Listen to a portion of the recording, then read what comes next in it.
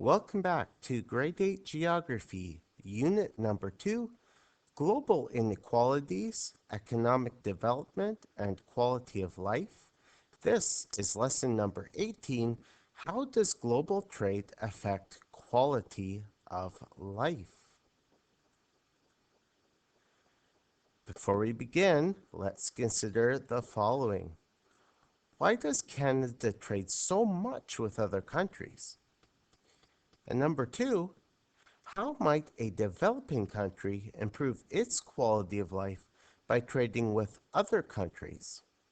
So you are going to put this video on pause and write down your thoughts for these two questions, and then we will discuss our responses in tomorrow's class.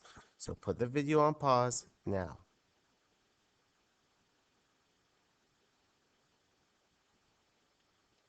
Trade is the exchange of goods and services, sometimes for money.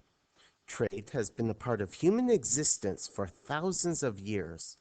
It increases quality of life because it gives people a greater variety of goods and services. It allows people to meet their needs and wants, even when their governments cannot.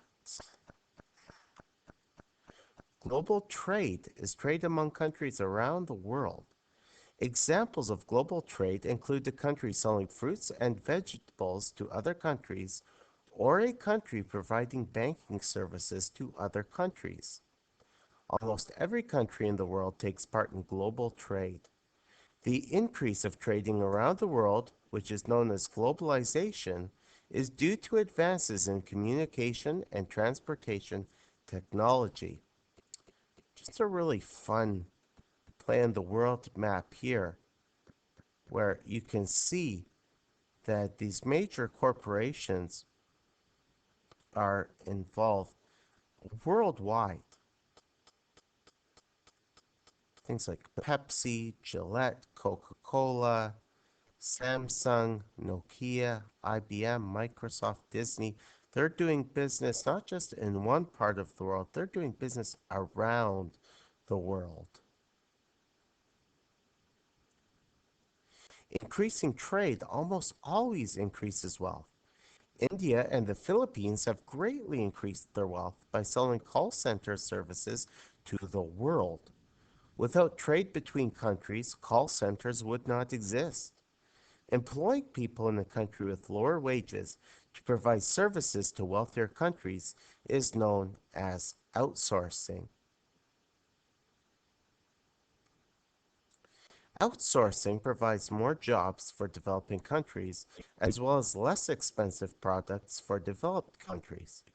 However, it also leads to jobs being taken away from people living in developed countries. Also, people who work for outsourcing companies in developing countries find their quality of life is lowered as they are working longer hours and have to work different shifts. Growth in global trade has been amazing. Developing countries' share of global trade has grown to 40% in the last 15 years. The question is, will the growth of global trade be sustainable for a long period of time? To answer this question, we need to consider the three principles of sustainability: economic, social, and environmental. Were you thinking that we weren't going to be talking about sustainable development even more? Oh, well, we are definitely going to be talking about sustainability going forward. All the while, we are talking about trade and money. Many companies outsource to increase their profits. If a company in a developed country does not pay taxes or treat its employees fairly in the developing country, then the trade is not reducing inequality or improving quality of life. For example, people in developed countries like Canada want to purchase inexpensive clothing. Clothing companies respond by paying very small wages to the people in developing countries who make the clothes. To save even more money, clothing companies do not try to improve working conditions, leading to workers getting sick and injured. Just look at this picture here. What you are looking at is a workplace disaster which occurred in Bangladesh in 2013, and it was the result of the factory builder trying to cut costs by ignoring building safety standards. So, not only was this a great risk to human safety, this ended up costing the company even more because they tried building the factory cheaply, but in the end it just collapsed, meaning that they had to demolish the entire thing and build it all over again. They should have just spent a little more money in the beginning and built a properly constructed factory. Economic activity can also harm the environment. For example, cattle growers rush to produce more beef for fast food restaurants by turning entire forests into farmland. Transporting goods across the world uses fossil fuels. Since we are transporting more goods from part of the world to another, we are burning more fossil fuels, thereby causing more climate change. How can we change the system of global trade to end unfairness, reduce inequality, and avoid harming the environment? One idea that is growing in popularity is fair trade. Fair trade is global trade in which producers from developing countries get a fair price for their product, workers are treated with respect, and environmental practices are more responsible.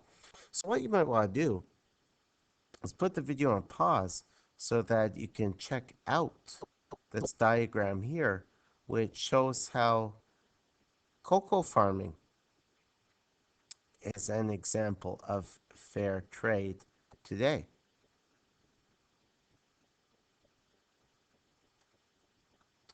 A growing number of products in grocery stores and retail stores carry a fair trade label.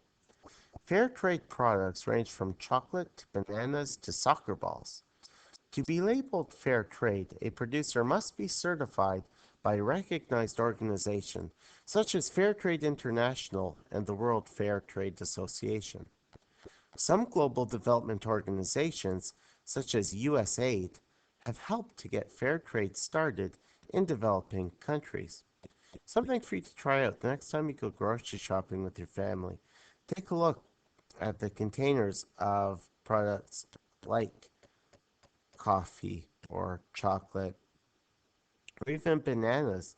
I bet you will see a label like this one here that says fair trade.